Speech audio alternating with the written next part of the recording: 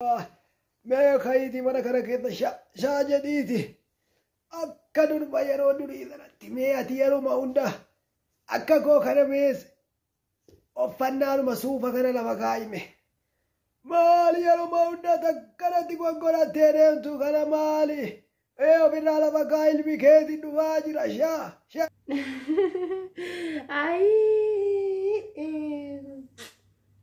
يا باقونفو نور أماتي متبر ور أماتي تو يو قدنا كيسة والبيت ندرو يو والمبين نكذبتك قوتي والمان نكادا نير قداني مالي كاماتي كامال دور بدودا ثانري باقونفو كو برا كينيا برا دا أماتي الراجل كامني برا درقاقوما كينيا كانوا مبيت تساني باقونفو درقاقيسي ميكانو لالو فكونو gofaree filee rigaa afaan keessa godhatee kaitti xiinxaleetu akkana laalaa ture san harkaa na buufattanii akka kan dhuunfaa keessanii na gurattanii beektan har'a maaltu kaa durba duudaa eessaa dhufe deebi'a odoo inni waan deebi'u ta'ee sila ayi sila abbaa gonfoo ko amma meedhiisaa ka kan arge hunda haasa'u jette boolli qayyaa jedhani Nuruma kana keessa deemu yeetiin nagee fideetii dhufa mucaan isin fuusimnaa beektaa intala abbaa magaal taatullee intalli qoqqophooftee jirti gaafa mi'aadha gonfoo gaafa eebbasaa kana intalatti inni waaqti kaa'u sun baay'ee mee amma qadduma gaafa eebbasa achi deemanii kuno wanni tanaan kuno wanni walitti bilbilan tana in ka'an suuraa ka'an amma mujuma kuno wajjin achi maal godhi ijoolleerraa achi sixxee sodaatani yee abbaa gonfo ani kanan jedhu baruma isin kuno na fuudhuudha wayyaa mattaradhu jettaniituma wayyaa mattaradha jedhaniituma na fuudhanii gabaadhaan naan baani abbaa kiyya dalarruu qabu abbaa ko itti bararra'ee kootuma baay'eetti rarra'ee tana oonaa mattaranillee abbaan keenya bira dhaabbatee tan mattaradhe durbi bara kanaa namni bara hin heerumin abbaa ofii malee nama hundaa sodaata abbuma ofii qofa sodaata bara kana maalumatu akkana fidee warro sodaatanii toy nama huruufaa sodaachuu dhiisanii immoo mana tamaarii saniitu akkana jedhee isaan gorsa laata manni tamaarii suni warra keessa sodaadhaa warra keessan icciitiitti himatinaa nama huruufaatitti icciitii himadhaa immooyyuu dhiiras immooyyuu warri taa'ee isin gurguruurra ofii of gurguraa jedhanii dhiirallee dubarallee manni tamaarii sunitti gorsi ta'ina mee amma waan hundaafuu abbaa gonfoo koo ani akkuma isin jetta shaashaan jedha ka'ee homaa rakkoon hin jiru wayyattii sanallee lafaan godhadha hooma tokko rakkoon hin jiru mee fidaa koottati nu amma kan nu hafetti haa'aannu mucaanillee nu harkaa hin baane leensu nagaatti gaa deemuu kooti deemuun duratti gaa kun ol kaaneerraa wanta gorsaa wanta fe'ee hin jiru barnoota keetti jabaadhu bakka guddaa akka geessuuf waan barbaachisu hunda godhachuu qabda. Wanti si gorsan osoo hin jiraanne ta'e ilmi namaa hundinuu ni dogongora irraa immoo namni bahu hin jiru. Kanaafuu dogongora tokko akka hin uumneef of eeggannoon immoo baay'ee si barbaachisa. Kanuma qofa si dhaamuun barbaada jabaadhu bakka guddaa geessa. Dhufeensi ilaala. Hayyee armeedhaan dawwallee dhufaan jira jedheeti armeedhaan dawwaluun baay'ee na barbaachise. Abbaanis waan tokko qopheessanii dhufanii karaan keenya silaa ni beekta. Karaan keenya yeroo dhaqee naannoo keenya ga'uu ka'ee jedhee karaan makiinaa silaa biyyi keenya guddattee hin jirtu karaan makiinaa achi hin baasu lafti citaa jedhanii farda nafa fidanuun barbaade maal jetta leensiyyee kanaafuu dawwaluun barbaada. Hayyee tole dawwalette.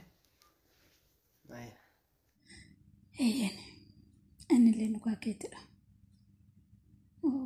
Jireenyi kophaa ulfaatus namni kamiyyuu kan milkaa'e bu'aa baay'ee hedduu keessa darbeeti waan ta'eef anis isaan keessaa nama tokkodha waan ta'eef Umar kontu kunjuru.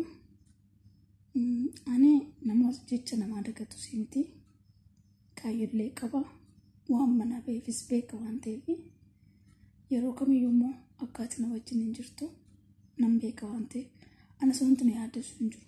Kophaa ta'uun yeroof natti ulfaatu iyyuu anis keessa babbaree jira haga wayii waan ta'eef asuma keessa turree jirra kaa yeroo dheeraa fi wanti na yaaddeessu tokko iyyuu hin jiru.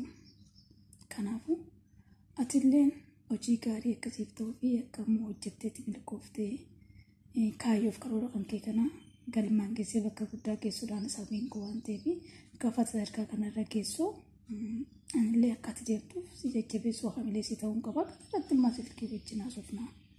Wanti akkas na yaaddeessu tokkollee hin jiru. Kanarratti waliin hiriyoota kootas hin jiru. Kanaaf guddaa galatoomii walumatti maa walirraa baratu waan ta'eef akkasii hin jira guddaa galatoomii buleesaa keetti qabaachuun anaaf hedduu natti tola. Bagan sirraa dhaladhe siin jedha. Harmee maatiin keenya eega siyaa eeganii hin qophaa'u isaan kan itti qophaa'anii jiru waan isaan waan itti meeshaa keetis gal. Waa maatii jira.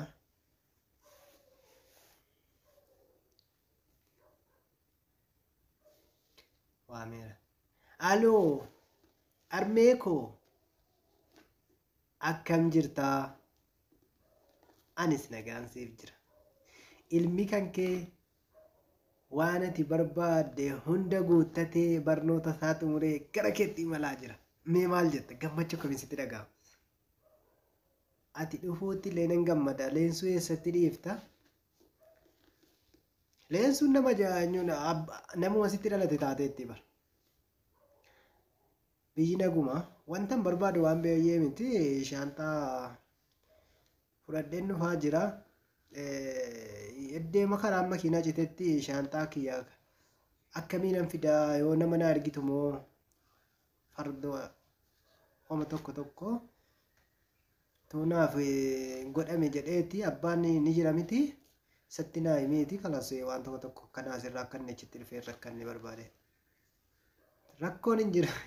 Irrakkatiin ati haadha kiyya osoo hin taane haadha Oromiyaati. Jiraadhu. Tole yeroo inni dhufee bakka ga'ee jedhe siif hin hima. Homtuu rakkoo hin jiru. Siin dawwala. Haaya. Galatoomi. Kayeetiin jira amma leensuuni kun baay'ee tagaddaa jirti. Isiidhaan haasofta ta'uu bilbila ittiin haasa'e. Ittiin haasa'ote.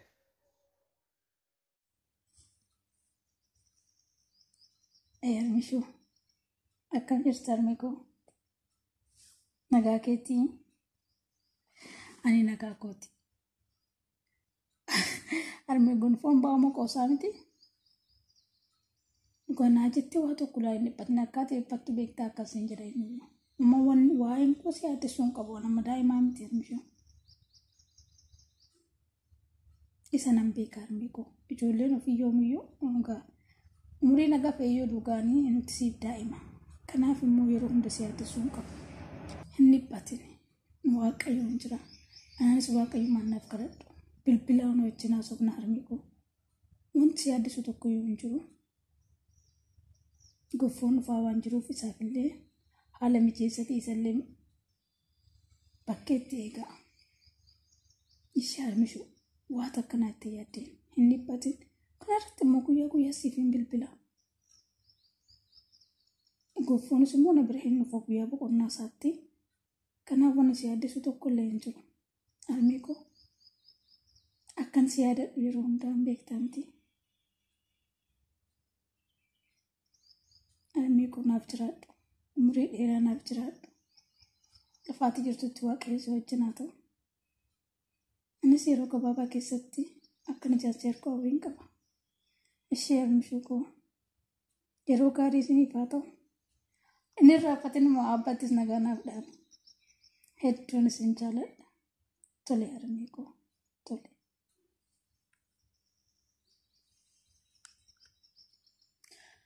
Seequ waan ta'eef atillee qophaa'ii ka'ee amma kenna si abbachiisan deebi'anis.